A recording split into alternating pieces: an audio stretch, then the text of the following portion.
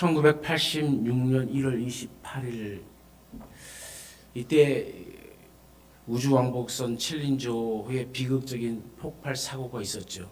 수조 원의 예산과 수천 명의 천재 과학자들이 달라붙어서 만든 인류 기술의 결정체가 챌린저호 아닙니까? 그런데 그 거대한 우주선의 발사가 73초 만에 공중에서 산산조각이 나버렸죠. 나중에 밝혀진 사고의 원인은 거창한 엔진 결함이 아니었습니다. 오링이라고 불리는 이 손가락만한 작은 고무 부품 하나가 추운 날씨에 탄력을 잃고 굳어져 버린 것이 원인이 되었죠. 이 작은 부품 하나가 제 역할을 하지 못하자 거대한 우주선 전체가 화염에 휩싸여 추락하고 만 것입니다. 오늘 본문에 등장하는 이스라엘의 모습이 바로 이 챌린저호와 같지 않나 하는 생각이 듭니다. 이스라엘은 지금 방금 전까지 도저히 무너뜨릴 수 없었던 것 같았던 이 난공불락의 요새 여리고성을 무너뜨린 전무후무한 승리를 거두었죠. 온 백성이 승리감에 도취해 있었고 이제 가나안 정복은 시간 문제다 이렇게 생각했습니다. 그런데 이상한 일이 벌어진 거예요. 여리고에 비하면은 동네 뒷산처럼 작고 보잘것없는 이 아이성 앞에서 이스라엘 군대가 처참하게 패배한 겁니다. 강대한 여리고의 성벽을 무너뜨린 이 기적의 군대가 이름조차 폐허라는 뜻을 가진 이 작은 그 가장 작은 성읍 앞에서 맥없이 무너진 이 사건은 이스라엘 공동체 전체를 깊은 혼란과 절망의 수렁으로 밀어넣었죠. 36명의 아까운 생명이 목숨을 잃어버렸고 이스라엘 백성들의 마음은 물처럼 녹아내렸습니다. 여호수아는 옷을 찢으며 하나님 앞에 엎드려 울부짖습니다. 하나님, 어찌하여 이런 일이 일어났습니까? 우리가 무엇을 잘못했기에 이 작은 성 앞에서 무너져야 합니까? 그때 하나님은 충격적인 대답을 내놓습니다. 여호수아 7장 11절에 이스라엘이 범죄하였느니라. 하나님은 범죄한 아간 한 사람을 지목하지 아니하시고 이스라엘 전체를 지목합니다. 이스라엘 전체가 죄를 지었다라고 얘기하고 있는 겁니다. 아간이라는 작은 오링 하나가 영적 탄력을 잃고 탐욕에 굳어져 버렸을 때에 이스라엘이라는 이 거대한 신앙 공동체 전체가 추락해 버린 것이죠. 오늘 우리는 이 아픈 기록을 통해서 무섭고 또 무거운 영적 진리를 배워야 됩니다. 나 하나쯤이야 하는 이 안일함이 어떻게 공동체의 성문을 열 수 있는지 또 닫을 수 있는지, 그리고 왜 하나님은 이 한 사람의 죄를 그들 모두의 책임으로 묻으시는지를 알아야 되는 것이죠. 우리는 본문을 통해서 주의 깊게 살펴봐야 될 것이 있습니다. 그 첫 번째가 이 거룩한 신뢰를 배반한 한 사람의 탐욕을 볼 줄 알아야 됩니다. 우리는 아간이 누구인지를 먼저 살펴봐야 되죠.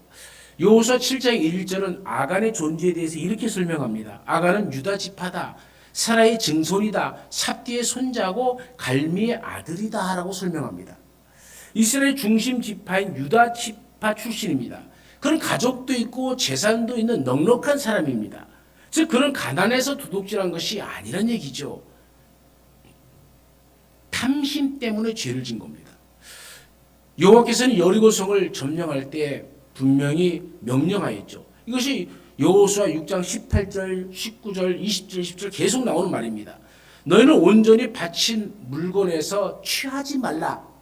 그것들은 여호와께 드릴 것임이니라. 이 말씀입니다. 그럼에도 불구하고 아간은 불탄 성의 잿더미 속에서 세 가지 물건을 보는 순간 이 걷잡을 수 없는 욕망에 사로잡힙니다. 시날산의 아름다운 외투 한 벌, 은 200세겔, 50세겔의 무게의 금덩이. 그리고 그것을 몰래 가져다가 자기 장막 속 땅속 깊이 감춥니다.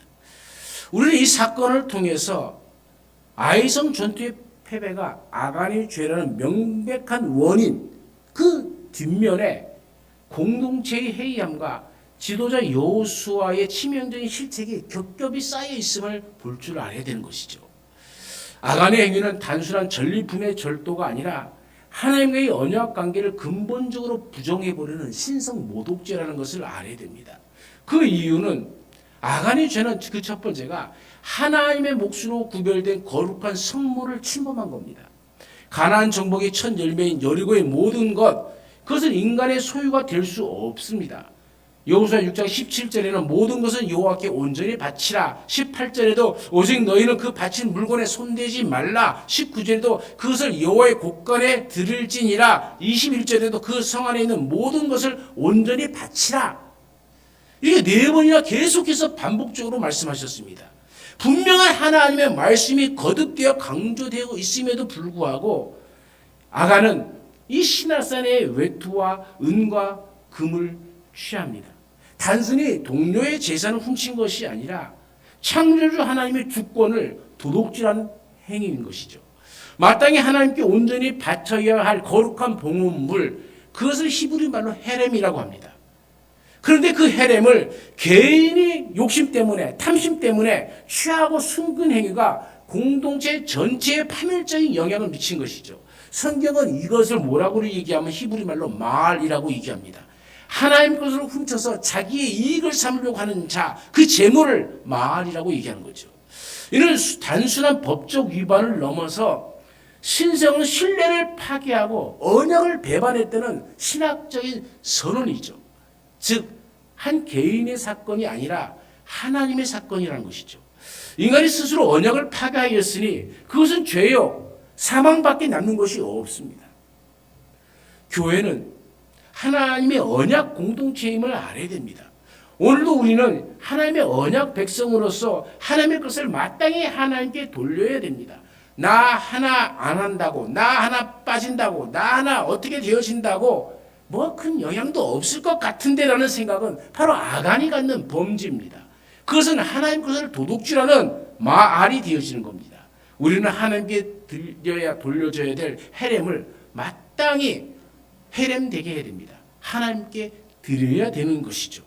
두 번째, 아간의 범죄 동기는 시각적 유혹에서 시작된 뿌리 깊은 탐욕이었다는 거예요. 아간은 그 자백에서 자신의 죄를 이렇게 고백하죠. 보고 탐내어 가졌나이다. 보고 탐내어 가졌나이다. 이건 보고 탐내고 가졌다. 이 세 동사는 인류 최초의 죄에서 동일하게 나타나죠. 하와의 범죄를 보세요. 여자가 그 나무를 본즉 보았습니다. 먹음직도 하고 보암직도 하고 지혜롭게 할 만큼 탐스럽기도 합니다. 탐이 납니다. 욕심이 생깁니다. 여자가 그 열매를 따먹었습니다. 취한 겁니다. 여러분, 이것은 또한 믿음의 성분이라고는 다윗의 죄에도 그대로 드러납니다.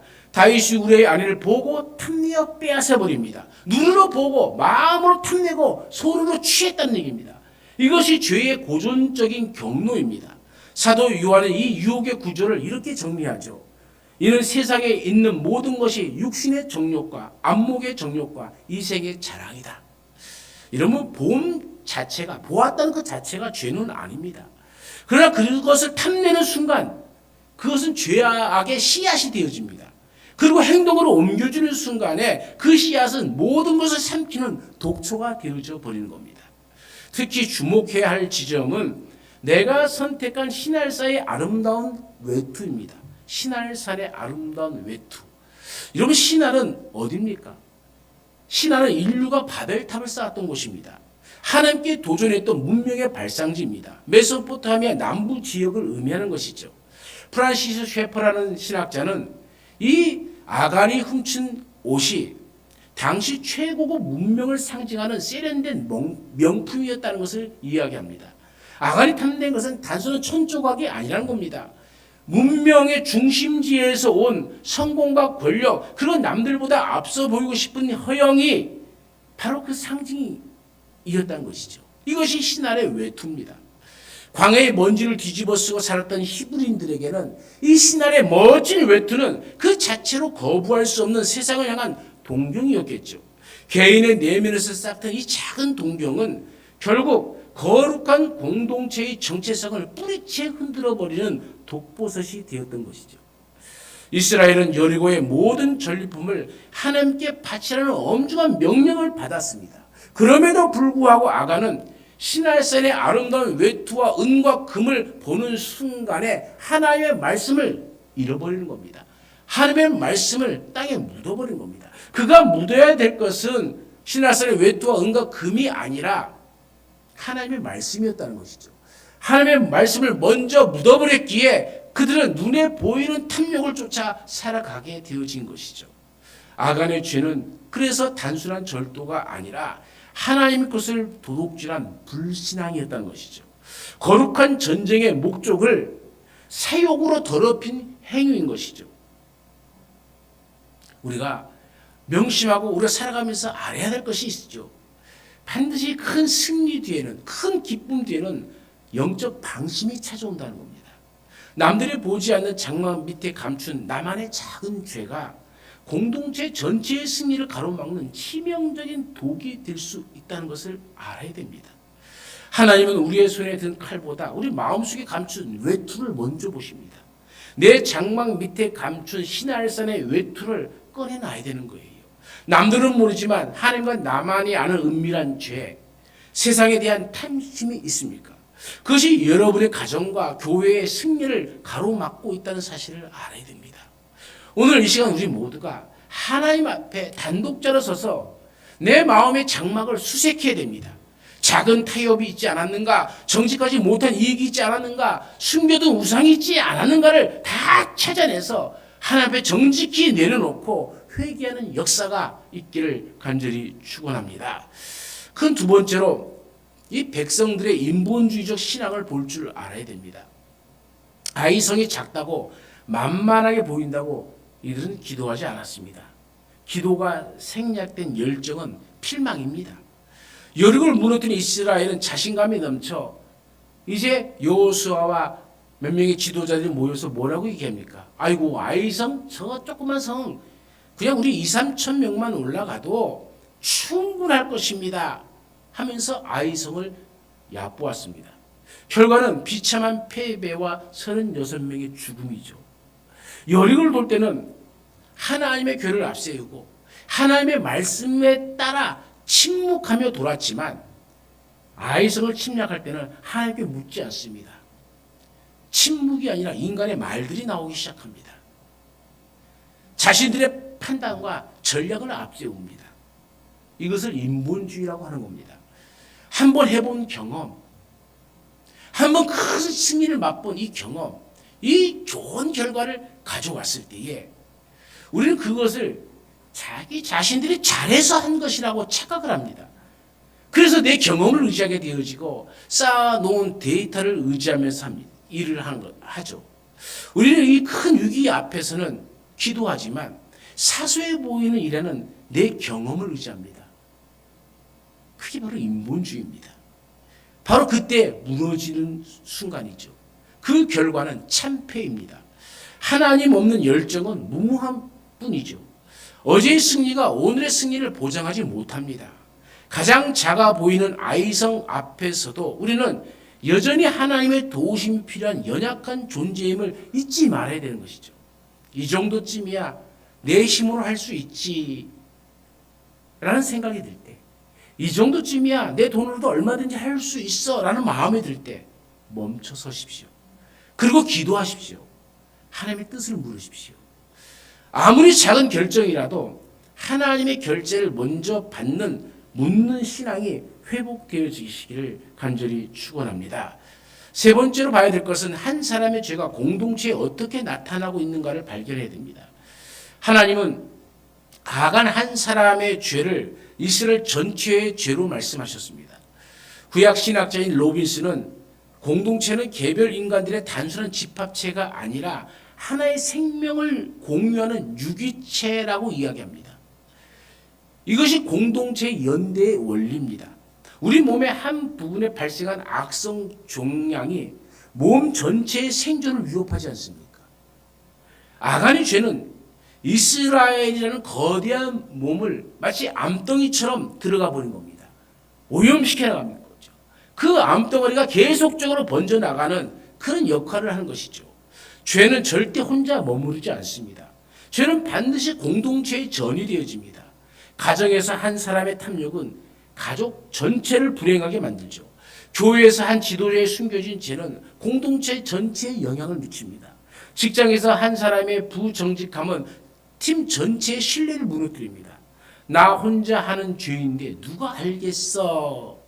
이것이 인간들의 가장 위험한 착각입니다.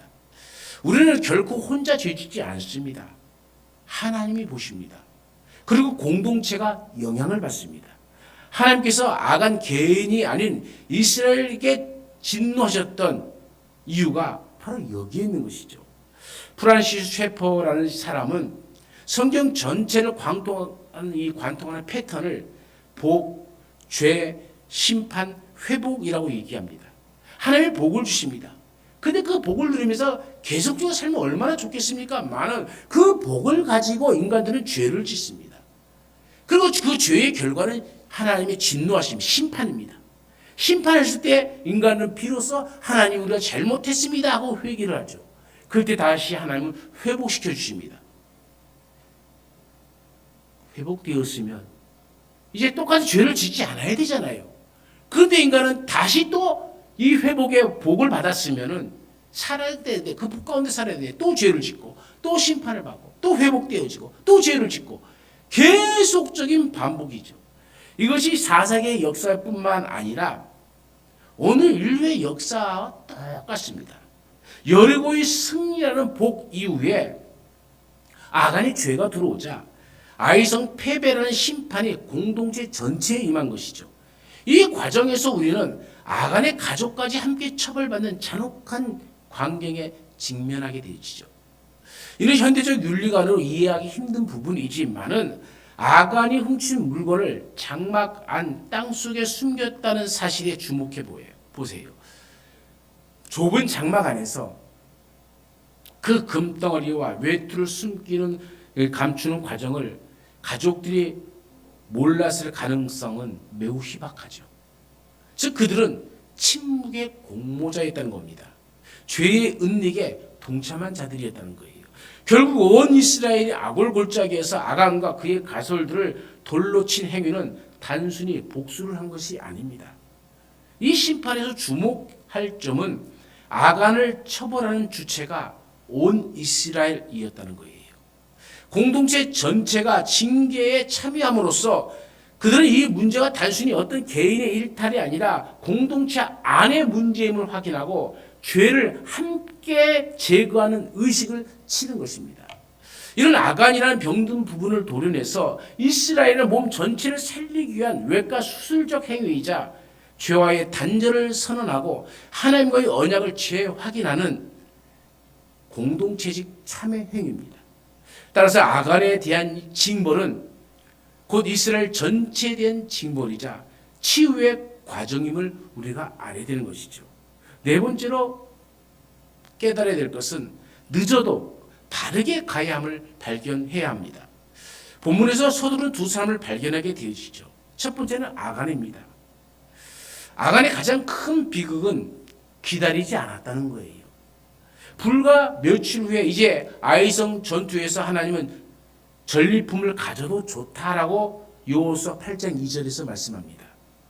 인내하고 순종했더라면 금과 은과 외투 모두를 합법적으로 가질 수 있지 않았겠습니까? 그런데 그는 기다리지 못했던 거예요. 여러분 사탄은 거짓말쟁이입니다. 그는 속삭입니다. 지금 당장 가져라. 기다리면 늦는다.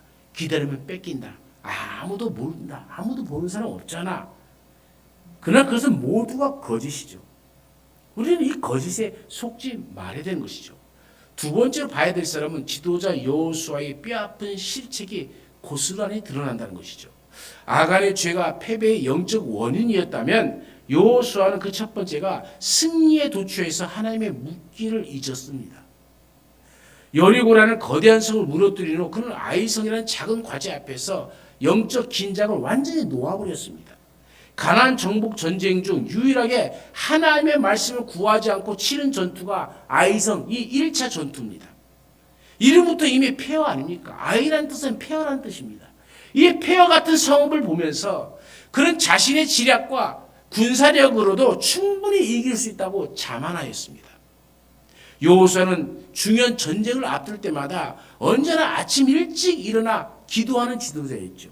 여호수아 3장 1절에도 여호수아가 아침에 일찍 일어나서 6장 12절에도 여호수아가 아침에 일찍 일어나니라 7장 16절과 8장 10절에도 여호수아가 아침 일찍이 일어나 항상 아침 일찍 일어나서 하나님의 뜻을 묻고 하나님의 길을 했던 사람이 이 아이성 1차 전투 때에는 그런 말이 없어요. 아침에 일찍 일어났다는 말이 없어요. 이것은 바로 이 전쟁에 임하는 여호수아의 마음가짐을 그대로 보여주는 것이죠. 아이성 전투 앞서서 일찍 일어났더라면 36명이 죽지 않았을 터인데 그런 한순간의 방심으로 이스라엘 백성의 36명의 생명을 잃게 되어진 것이죠. 두 번째로 사명자가 사명자로서의 사명을 다하지 못했다는 겁니다. 아이성으로 군대를 파견한 주체가 백성 중 3,000명쯤으로 모호하게 말합니다. 여호수아는 이 1차 공격에서 아무런 군사 전력을 세우지 않았습니다. 조그만 성이니까 그냥 가갖고 하고 하면 이길 것이다 라는 이런 생각이 착각 속에 빠진 것이죠. 그는 매복과 유인이라는 치밀한 작전을 세웠던 2차 아이성 공격 때의 모습과 극명하게 대조되지 않습니까? 여호수아 7장 3절의 말씀을 보십시오. 여호수아에게로 돌아와 그에게 이르되 백성을 다 올라가게 하지 말고 2-3천 명만 올라가서 아이를 치게 하소서. 그들은 소수이니 모든 백성을 그리로 보내어 수고롭게 하지 마소서. 이스라엘의 지도자들과 여호수아가 한 마음이 되어서 그래? 그 정도면 되겠지? 그러면 그 정도만 하면 되지 뭐. 아이성쯤이야. 우리가 봐도 조그만데 저거에서 우리가 질 수가 없지. 이 크고 위대한 여리고성을 무너뜨렸는데 얼마나 교만한 모습입니까? 사명자로서의 사명. 내가 해야 할 일이 있는데 우리 각자가 다 해야 할 일이 있는데 여호수아는 지도자로서 자기 자신이 해야 할 일이 있는데 군사적 지도자로서 그 전쟁을 치밀하게 준비해야 될 분명한 이유가 있는데 안 하는 겁니다. 내려놓는 겁니다. 좋은 게 좋은 거지 뭐. 편리하게 합시다. 이거 갖고 작전 회의하고 갖고 뭐가 있습니까? 그냥 한 손을 쑥 해도 쓸어버릴 것 같은 성인데 그렇게 합시다. 그냥 2-3천만 올라갑시다. 여호와서는 백성들이 이 부실한 정탐 보고를 비판 없이 수용하잖아요.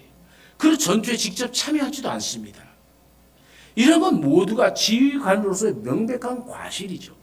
결론적으로 아이성 패배는 아간 개인의 죄와 함께 승리에 도취해 교만해진 공동체, 그리고 그 공동체를 영적으로 전략적으로 제대로 이끌지 못한 지도자 여호수아의 책임이 복합적으로 작용한 결과였다는 것을 알아야 됩니다.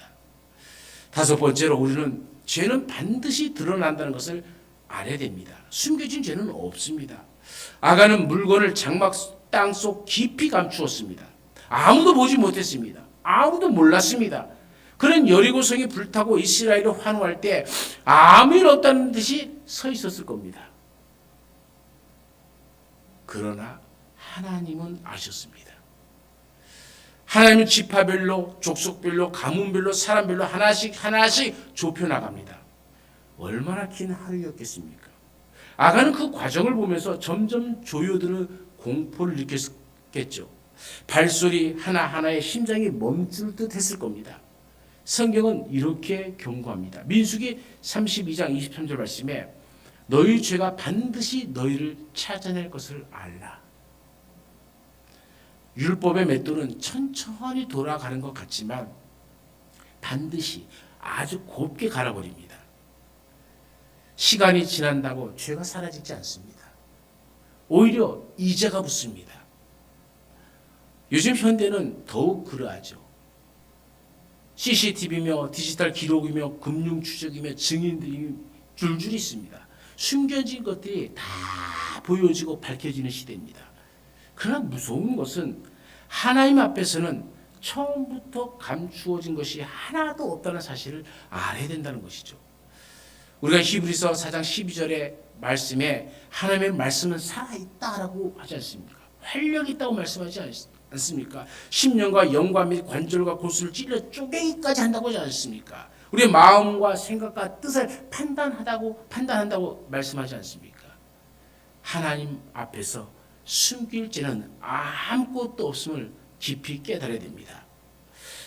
마지막 여섯 번째로 그러기에 우리는 참된 회개만이 회복의 길이라는 것을 알아야 됩니다. 아간은 결국 자백했습니다. 참으로 나는 이스라엘 하나님 여호와께 범죄하여 이러이러하게 행하였나이다 하면서 여호수아 7장 20절에 얘기하죠. 그런데 여기서 중요한 질문이 있습니다. 아간이 진정으로 회개했을까요? 슬프게도 그렇지 않습니다. 그의 자백은 더 이상 빠져나갈 구멍이 없을 때 나온 실토였습니다. 제비뽑기가 자신을 향해 점점 좁혀오는 것을 보면서도 그는 먼저 앞으로 나와 자국하지 않았어요. 걸릴 때까지는 나는 죄인이 아니야 하는 심령으로 끝까지 버티고 있는 아간의 모습을 보지 않습니까? 이것을 권혁승 교수는 이렇게 얘기합니다. 아간의 잘못은 탐심에 이끌려 하나님의 물건을 감춘 것이지만 그의 못지않게 결정적 잘못은 회개할 기회를 스스로 놓친 것이다. 베드로는 예수님을 3번 부인하는 끔찍한 죄를 지었죠. 그러나 그는 밖에 나가 심히 통곡했습니다. 그 울음이 그를 사도로 회복시켰습니다. 가룟 유다도 후회했습니다. 그러나 그 후회는 하나님을 향한 회개가 아니라 자기 파멸로 끝났습니다. 참된 회개와 후회는 다릅니다. 후회는 죄의 결과를 슬퍼하는 것입니다.